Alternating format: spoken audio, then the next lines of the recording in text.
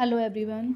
ये नेक्स्ट सभ्यता है गणेश्वर सभ्यता। मैंने आपको पहली सभ्यता के बारे में बताया था, वो थी कालीबंगा सभ्यता। ठीक है, नेक्स्ट सभ्यता है गणेश्वर सभ्यता, जिसे नीम का थाना सीकर। ठीक है, सीकर का प्राचीन नाम वीरभान का बास था। ठीक है, ये कांती नदी के किनारे बसा हुआ है। ठीक है, ठीक है।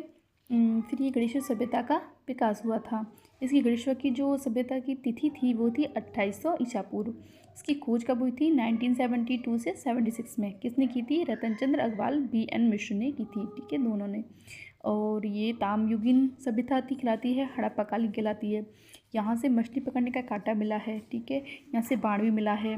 और यहाँ से लोग जो शिकार करते थे वो शाकाहारी, मांसाहारी, सर्वाहारी थे, तीनों थे। और काम आने वाली वस्तुएं कौन कौन सी मिली थी? थाली, कटोरा, चम्मच, गिलास, सुई। ठीक है, कुंडियाँ मिली हैं। यहाँ से जो मृद पात्र हैं, मिट्टी के जो बर्तन मिले थे उनको क्या कहलाता है? कुशिवर्णी घृदित मृद पात्र कहलाता है।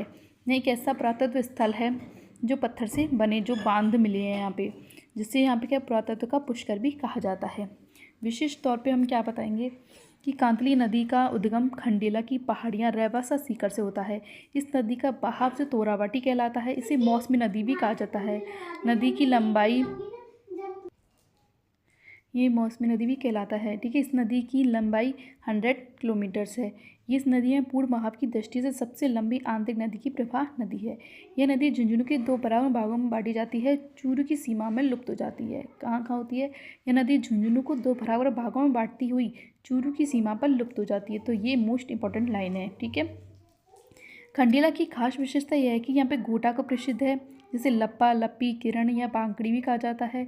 गोटा मुख्यतः पीला पूंजा ओंडी में लगता है। ठीक है, और सर्वाधिक प्रयोग किसे करती हैं? जाट की महिला करती हैं। पीला पूंजा शेखावटी का प्रसिद्ध है। पीला पूंजा बनाने वाला समुदाय रंगरेज लीलगर कहलाता है। पीला पूंजा के बेचने वाला क्या कहलाता है? बिसायती कहलाता है। ठीक है, नेक्स्ट है पीला। पीला का केसरिया होता है। बच्चे के जन्म के पहली बार पियर पचतारा भेजने की परंपरा है। इसे ओढ़कर जलवा पूजन और गोपूजन किया जाता है। पूमचा का रंग पीला होता है। इससे नवविवाहित महिलाएं वधू। अगर वीडियो पसंद आए तो प्लीज़ लाइक, शेयर और सब्सक्राइब जरूर कीजिए।